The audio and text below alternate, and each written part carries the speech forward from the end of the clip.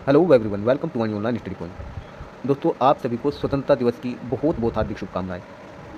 आज की इस वीडियो में हम जीके के कुछ मोस्ट इंपॉर्टेंट क्वेश्चन लेकर आए हैं। वीडियो को बिना स्किप के अंत तक जरूर देखें ताकि आपको हर एक प्रश्न की पूरी जानकारी मिल पाए। तो आइए स्टार्ट करते हैं। पहला प्रश्न है इसमें, निम्नलिखित दर्पणों में से किस दर्पण का उपयोग डॉक्टर के द्वारा दांत, गला, नाक आदि की जांच के लिए किया जाता है? ये प्रश्न हो गया। अब इसमें जो है पहला ऑप्शन दिया है यहाँ पे समतल दर्पण, सबसे पहला ऑप्शन। इसे प्लेन मिरर भी कहते हैं। दूसरा है उत्तल दर्पण, इसे कन्वेक्स मिरर कहते हैं। तीसरा है अवतल दर्पण, इसे कॉनकेव मिरर कहते हैं। चौथा है परवलयिक अवतल, इसे पैराबोलिक मिरर कहते हैं। तो ये चार ऑप्शन दिए गए हैं। तो आपको आइए हर एक ऑप्शन की पूर्ण रूप से व्याख्या करके बताते हैं कि किस किस दर्पण का क्या उपयोग है। तो इसमें आंसर है अवतल दर्पण। अब जान लीजिए, और अवतल दर्पण को जो है अभिसारी दर्पण भी कहते हैं। कौन सा दर्पण कहते हैं? अभिसारी दर्पण। इसे अभिसारी दर्पण क्यों कहते हैं? यह अवतल दर्पण को अभिसारी दर्पण इसलिए कहते हैं क्योंकि जो अनंत से आने वाली जो किरणें हैं ये उन्हें सिकोड़ने का काम करता है, ठीक है। जबकि उत्तल दर्पण को अपसारी दर्पण कहते हैं। क्यों? क्योंकि ये अनंत से आने वाली जो किरणें हैं उन्हें फैलाने का काम करता है। अब अवतल दर्पण के कौन कौन से उपयोग हैं? एक तो अवतल दर्पण का उपयोग जो है डॉक्टर द्वारा आँख, नाक, कान, दांत आदि की जांच की जाती है। दूसरा अवतल दर्पण का उपयोग जो है दाढ़ी बनाने या शेविंग दर्पण में किया जाता है, अवतल दर्पण में। तीसरा है टॉर्च। टॉर्च है, कार है और स्कूटर। ये यहाँ पे अग्रदीप कर लेना, अग्रदीप। अग्रदीप के यहाँ है ये परावर्तक, ये लिख लेना, परावर्तक। पृष्ठ की आकृति में, सौर कुकर या सोलर कुकर में, और इसके साथ ही गाड़ी के हेडलाइट एवं सर्च लाइट में चम्मच का जो भीतरी पृष्ठ है उसमें उपयोग होता है किसका? अवतल दर्पण का। इसमें जो है गाड़ी के हेडलाइट और सर्च लाइट, चम्मच का भीतरी पृष्ठ, दाढ़ी बनाने या शेविंग के दर्पण में, और टॉर्च, कार व स्कूटर के अग्रदीप के परावर्तक पृष्ठ की आकृति में या सोलर कुकर में। ये क्वेश्चन एग्जाम में आ चुके हैं। नेक्स्ट है उत्तल दर्पण। उत्तल दर्पण को जो है अपसारी दर्पण भी कहते हैं क्योंकि ये अनंत से आने वाली जो किरणें हैं उन्हें फैलाने का काम करता है। अब इसका उपयोग कहाँ होता है उत्तल दर्पण का? स्ट्रीट लाइट का जो दर्पण होता है उसमें इसका उपयोग होता है। एक तो सड़क में लगे जो परिवर्तक लैंप है उनमें भी इसका उपयोग होता है। ट्रक चालकों या मोटर कारों में चालक के बगल में जो दर्पण लगा होता है, यानी पीछे की साइड देखने के लिए, पीछे से आने वाले वाहनों को देखने के लिए, तो उसमें भी उत्तल दर्पण लगा होता है। चम्मच का जो बाहरी पृष्ठ है, उभरा हुआ जो भाग, उसमें उत्तल दर्पण का उपयोग होता है। ये भी आपको ध्यान रखना है। और अगर बात कर ली जाए इसके प्रतिबिंब की, उत्तल दर्पण का जो प्रतिबिंब है वो वस्तु से छोटा, सीधा और आभासी बनता है, सामान्य रूप से भी आपको ध्यान रखना है। अब आइए बात कर लेते हैं समतल दर्पण की। समतल दर्पण के क्या क्या उपयोग हैं? आपको बताया समतल दर्पण का जो उपयोग है, सबसे पहले तो इसे बहुरूपदर्शी या कैलेडोस्कोप के रूप में होता है। अगर पूछ लिया जाए आकृतियों के रंग बदल जाते हैं किसके कारण? समतल दर्पण में कैलेडोस्कोप के कारण।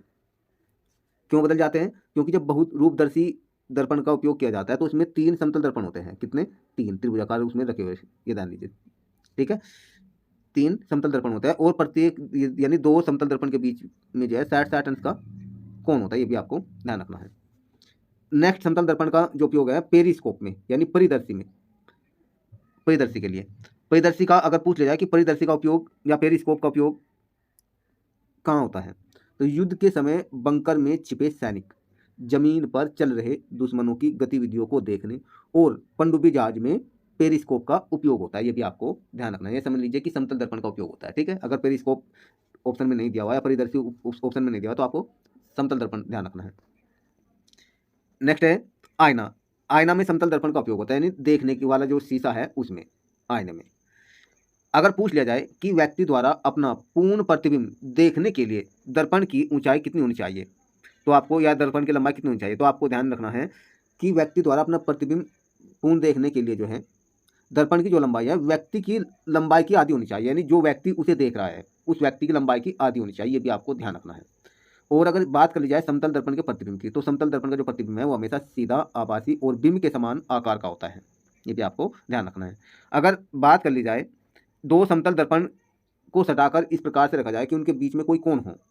जैसे मान लीजिए ये समतल दर्पण है, एक ये तो खड़ा हो गया, दूसरा ये दर्पण यहाँ हमने ऐसे लगा लिया, या फिर एक दर्पण ये हो गया, एक दर्पण ये हो गया, या फिर एक दर्पण ये हो गया और एक दर्पण ये हो गया, या फिर एक दर्पण ये हो गया, एक ये हो गया। यानी किसी भी तरह उन्हें झुकाकर सटाकर खड़ा किया हो और उनके बीच में जो कोण है जो थीटा डिग्री का मतलब यहाँ कुछ भी हो सकता है, 60 अंश, 20 अंश, 40 अंश, 50 अंश, 90 अंश, कुछ भी हो सकता है। ठीक है, यदि दो समतल दर्पण थीटा डिग्री पर झुके हो तो प्रतिबिंब की संख्या यानी कितने प्रतिबिंब बनेंगे, इसका सूत्र कैसे ज्ञात करेंगे, यानी इस कौन सा सूत्र है कि प्रतिबिंबों की हम संख्या ज्ञात करें। तो इसका सूत्र क्या है, जो 360 अंश है, यानी कुल कोण तो 360 अंश है, इसके बटे जितना भी थीटा अंश, अब थीटा अंश और माइनस 1 कर देंगे। थीटा अंश का मतलब अगर मान लीजिए दो समतल दर्पण हैं और वे 90 डिग्री पर एक दूसरे झुकाकर रखे हुए हैं, तो प्रतिबिंबों की संख्या कितनी हो जाएगी, 360 बटे 90 करो और माइनस 1 करो तो 3 प्रतिबिंब बनेंगे। यानी अगर दो व्यक्ति देखे उसमें कोई भी वस्तु उनके बीच में रख कर देगा तो 3 दिखाई देगी। ये भी आपको ध्यान रखना है। नेक्स्ट क्वेश्चन है, कालिक से पोता हुआ गोला चमकता है। कालिक से पोता हुआ गोला चमकता है, यह निम्नलिखित घटनाओं में से किस घटना के कारण होता है, यानी ये जो घटना है किस घटना के कारण होती है। ऑप्शन दिया हुआ है, पहला ऑप्शन प्रकाश का अपवर्तन, दूसरा ऑप्शन प्रकाश का पूर्ण आंतरिक परावर्तन, तीसरा ऑप्शन प्रकाश का प्रकीर्णन, चौथा ऑप्शन है प्रकाश तरंगों का व्यतिकरण। तो आइए हर एक ऑप्शन को पूरी व्याख्या के साथ बता दें कि कौन कौन से उपयोग हैं। आप नोट कर लीजिए, प्रकाश का पूर्ण आंतरिक जो परावर्तन है इसके उपयोग, एक तो कालिक से पोता हुआ गोला का चमकना, हीरे का चमकना, ये दोनों प्रश्न एग्जाम में भी पूछे जा चुके हैं, नोट कर लेना आप। नेक्स्ट है, रेगिस्तान में मरीचिका का बनना, कांच का चटका हुआ भाग चमकीला दिखाई देना, पानी में हवा भरे बुलबुले का चमकना, हवा भरे, यहाँ पे है हवा भरे बुलबुले का चमकना, पानी में पड़ी हुई प्रखनली का चमकीला दिखाई देना प्रकाशिक तंतुओं में। तो यह है प्रकाश के पूर्ण आंतरिक परावर्तन के उपयोग। अब नेक्स्ट बात करते हैं हम प्रकाश का अपवर्तन के उपयोग, यानी प्रकाश के अपवर्तन के उदाहरण। एक तो रात्रि के समय तारों का टिमटिमाना, आपको ये अच्छी तरह से ध्यान रखना है, प्रकाश का अपवर्तन के कारण है या ठीक है। दूसरा है सूर्योदय और सूर्यास्त से पहले व बाद में सूर्य का चमकना। तीसरा है तालाब की गहराई कम लगना, जल के अंदर पड़ी हुई मछली वास्तविक गहराई से कुछ ऊपर उठी हुई दिखाई देना, या आपने देखा होगा कि कोई भी फव्वारा अगर चल रहा है उसमें कोई सिक्का या छड़ी अगर डाले तो कुछ थोड़ा ऊपर उठी हुई दिखाई देगी, है ना। तो ये भी इसी घटना के प्रकाश के अपवर्तन के कारण। आगे दर्व में अंशतः डूबी हुई सीधी छड़ टेढ़ी दिखाई देना, आप पानी में कोई भी छड़ डाल दीजिए आंधी से डूबी हुई तो वो आपको टेढ़ी दिखाई देगी। पानी से भरे किसी बर्तन की तली में पड़ा हुआ सिक्का ऊपर उठा हुआ दिखाई देना, ये सब प्रकाश के अपवर्तन के उदाहरण हैं। अब बात कर लेते हैं प्रकाश का प्रकीर्णन के उपयोग या प्रकाश के प्रकीर्णन के उदाहरण। आकाश का रंग नीला दिखाई देना, उगते हुए व डूबते हुए सूर्य का लाल दिखाई देना,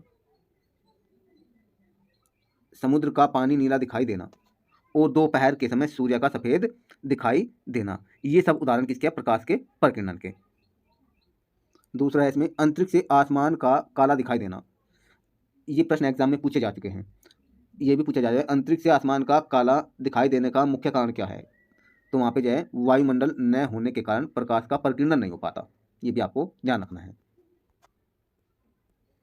नेक्स्ट है प्रकाश तरंगों का व्यतिकरण का उपयोग या उदाहरण।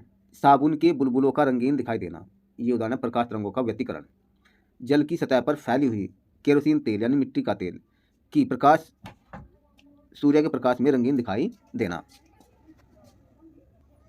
ये कुछ मोस्ट इंपॉर्टेंट क्वेश्चन हुए। आशा करते हैं आपको वीडियो अच्छी लगी होगी। यदि आपको वीडियो अच्छी लगे तो आप लाइक और शेयर करना ना भूलें ताकि आपको आने वाले वीडियो का नोटिफिकेशन समय से मिल जाए।